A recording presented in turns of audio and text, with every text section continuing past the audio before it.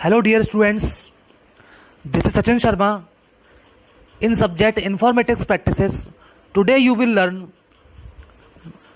MySQL.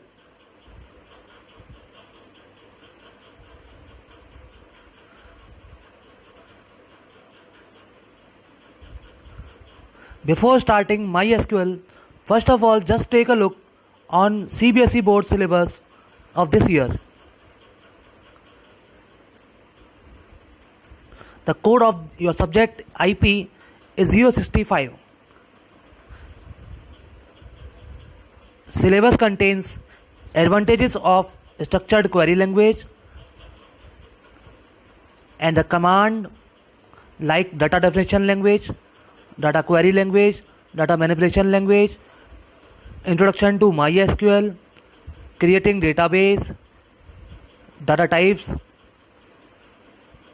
data query language commands, etc.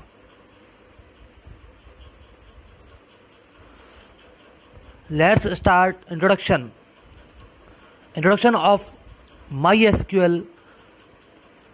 There are many RDBMS.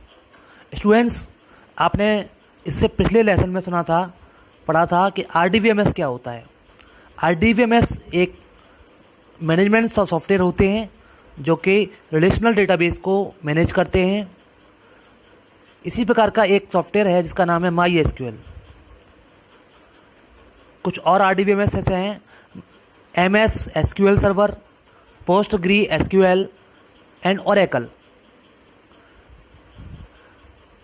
आपके syllabus में MySQL है. आप MySQL लर्न करेंगे, कैसे ये फंक्शन करता है, कैसे ये डेटाबेस को मैनेज करता है, और कैसे रिलेशनल डेटाबेस को क्रिएट करता है, मैनेज करता है.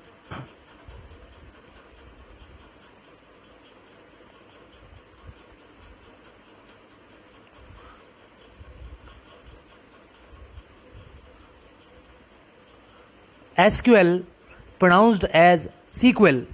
SQL को सीक्वल बोलते हैं, जो कि इंग्लिश लैंग्वेज का वर्ड है. SQL is non-procedural universal data access language used to access and manipulate data stored in the databases. SQL standards are defined by ANSI. ANSI stand for American National Standards Institute. SQL statements are used to retrieve, update data in database.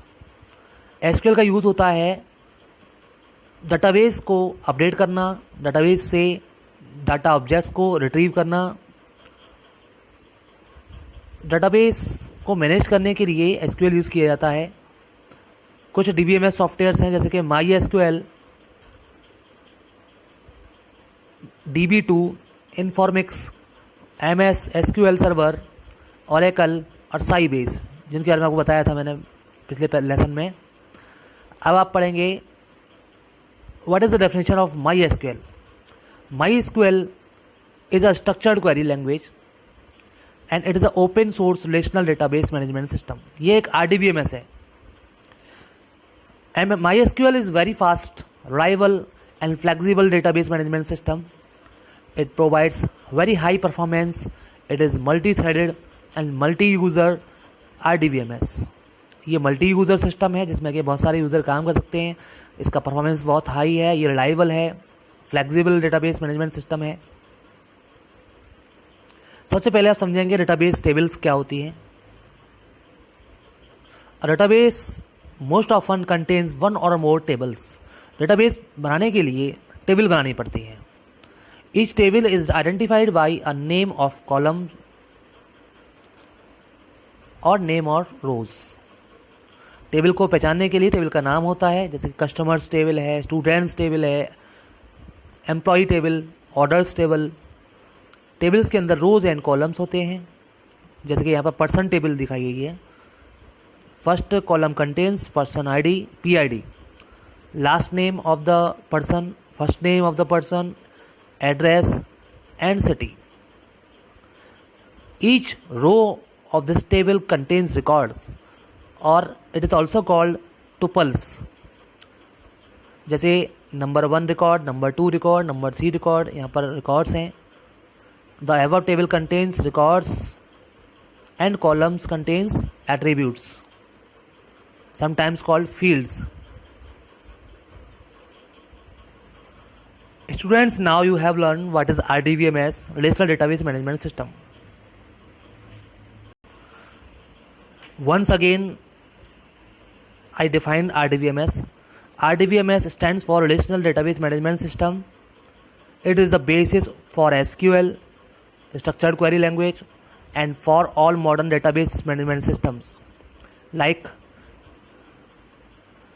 MySQL server, IBM का DB2, Oracle, MySQL and MS Access.